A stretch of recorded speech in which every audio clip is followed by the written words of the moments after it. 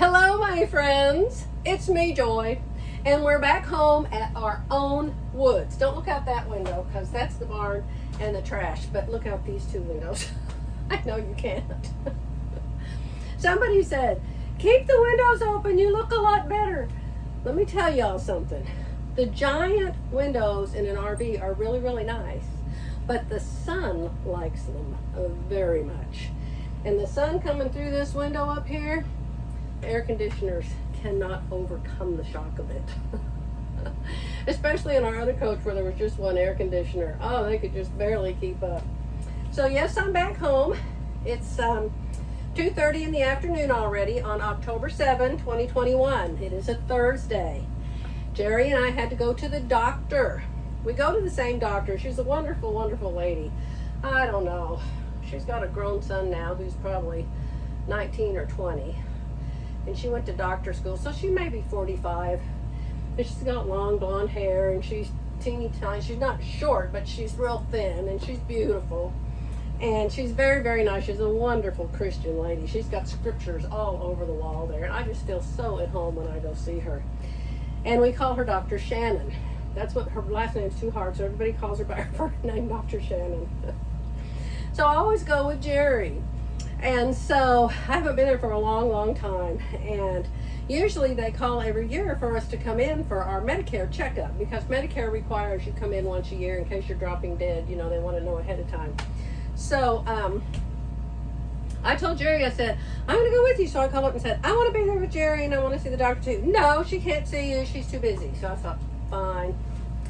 So when I got there, of course they know me and they know Jerry. We've been going there for 20 years. The nurse, her name is Mary Ann. And, she saw I was with Jerry, and so she took Jerry and took him in and did his head for his temperature. We both had our mask on. She didn't even do my temperature. And I said, well, I wanted to see Dr. Shannon too, but they said she was too busy, but I'm coming with him anyway. So she put us in the little room. And a couple minutes later, she came in and she said, we haven't done your Medicare checkup. I said, I know. That's why I've been trying to get in here. So she comes in. And I'm sitting over next, Jerry's in the patient chair, and I'm on the doctor's roly-poly stool. And so the nurse comes in with the paper, the Medicare paper. And she says to me, have you, how does she say it? Do you have bouts, or have you been, I think it's have you been upset, frustrated, depressed, or anxious? And I said, every day. And she got the paper out and she put, never. No matter what I do or say there, they always think I'm joking. They think I'm kidding, because my personality, evidently there's nobody in the whole planet that has my personality, because Dr. Shannon came in later and she said, oh my gosh, you haven't changed your bit. And she turned to Jerry and she said, there's got to be the hugest crown for you in heaven. I know.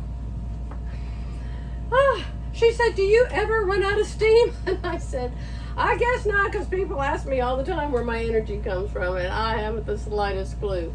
Okay, let's talk about the devotion. We're not here for comedy, Joy. We're here for a devotion. The devotion today is from Matthew 18:3. Dazzling faith. Unless you change and become like little children, you will never enter the kingdom of heaven. Wonder who Jesus was talking to. I bet it was the religious fanatics. When a little girl or boy gets excited about something, from princesses to superheroes, it consumes their young mind and becomes all they talk about. Their playtime is focused on it, and their will you get it for me begging is focused on it. Wow. Are you that excited about your faith in Jesus? Are you consumed with love for him? Are your thoughts filled with him? Maybe that consuming dazzling kind of faith is what Jesus meant here. Get excited about Jesus. I'm excited about Jesus. I walked out this morning from the house because, you know, coming back home with your RV, you've got to like move back into your house, right? Now, most of the things, the knickknacks and the dishes and the, what do you call it? You know, the everyday stuff you live with. They're here and they're here to stay. But the food has to go back. You have to move the food back into the house. So I woke up this morning and I wanted my air bread toast. And I had left all the bread here in the RV. So it was early. It was like 6:45. And so I walked outside onto the sidewalk and I looked up into the sky and I went, good morning, God. Good morning, Jesus. Good morning, Holy Spirit. I love you so much. Please be with me today. So do I get excited about Jesus? I really do. Let's see what it says at the bottom. Remember those first days of following Jesus? You were excited.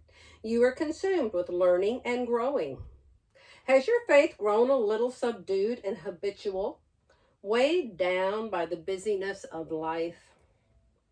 Let your heart recapture that excitement and amazement that you have a personal relationship with God. Not a religion, a relationship. All right, my friends, you can see I've got my sewing machine back out. I had to put it all away for coming back home. But my quilt is in here, and my quilt's going to stay in here until it's done because of the baggie system. I do not want to haul all this stuff back upstairs to my sewing quilt room and try to put the baggies everywhere. I've already got it all set up. So I am staying here, and I'm working on this coach I'm working on my quilt in this coach, RV camper, whatever you want to call it, until supper time tonight. So goodbye for now, and I'll be back tomorrow.